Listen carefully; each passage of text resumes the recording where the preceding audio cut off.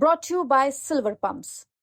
Top quality और consistent performance के लिए सिर्फ सिल्वर पंप्स नाम याद रखना। देखिए, पहली बात तो इस देश के लोगों को सावधान हो जाना चाहिए। भारतीय जनता पार्टी ने बहुत बड़ी शुरुआत की है देश में।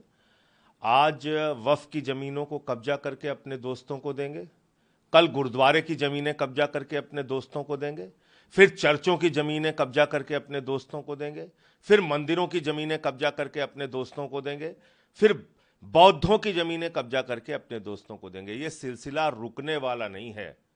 इसलिए जो लोग इस बिल पे खुश हो रहे हैं वो मेरी बात को ध्यान में रखें। ये वो लोग हैं जिन्होंने अपने दोस्तों को रक्षा विभाग की ज़मीन अयोध्या में दे दी। ये वो लोग हैं जो प्रभु श्री राम के मंदिर के जमीन में दलाली खाने का काम करते हैं। तो ये मंदिरों की, गुरुद्वारों की, चर्चों की, बौद्धों की जमीनों की ये जमीनें कब्जा करेंगे मंदिरों की, और कब्जा कर करके अपने दोस्तों को देंगे। पहली नीयत तो ये है सरकार की। दूसरी नीयत है कि असल मुद्दों से, बेरोजगारी, महंगाई, अशिक्षा, रुपए की गिरती हुई कीमत, इन सारे मुद्दों से ध्यान हटा के देश के अंदर झगड़े, फसाद और दंगा कराना।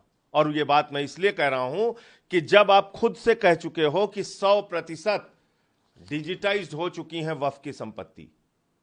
यह मुख्तार अब्बास नकवी जी का बयान है, इनके मंत्री थे माइनॉरिटी अफेयर्स के। तो किस बात के लिए दोबारा कागज मांग रहे हो?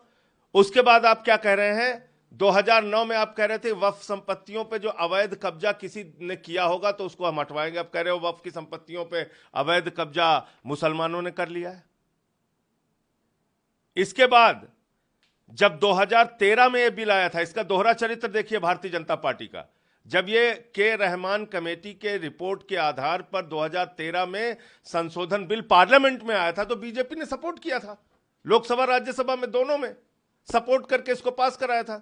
तो फिर तुम क्या नया चीज ला रहे हो? तुम झगड़ा ला रहे हो, तुम फसाद ला रहे हो, तुम विवाद ला रहे हो, तुम जमीनें कब्जा करके अपने दोस्तों को देना चाहते हो। यह सीधा सीधा मकसद है।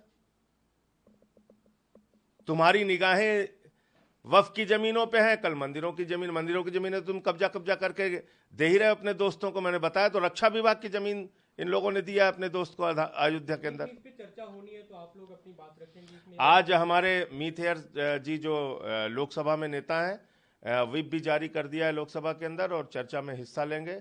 और इस बिल की हम लोग हर स्तर पे मुखालफत करेंगे। इस बिल के विरोध में हम लोग खड़े हैं पूरी तरीके से, लोकसभा में भी और राज्यसभा में भी। अपोजिशन और आप लोग की तरफ से लगातार अपील की जा रही थी टीडीपी और जेडीयू के खासतौर पे नेताओं को, लेकिन उनकी इस पाप और अपराध में आज नीतीश कुमार, चंद्रबाबू नायडू, चिराग पासवान, ये सारे लोग भारतीय जनता पार्टी का साथ दे रहे हैं। इतिहास इनको माफ नहीं करेगा, इतिहास इनको कभी माफ नहीं करेगा।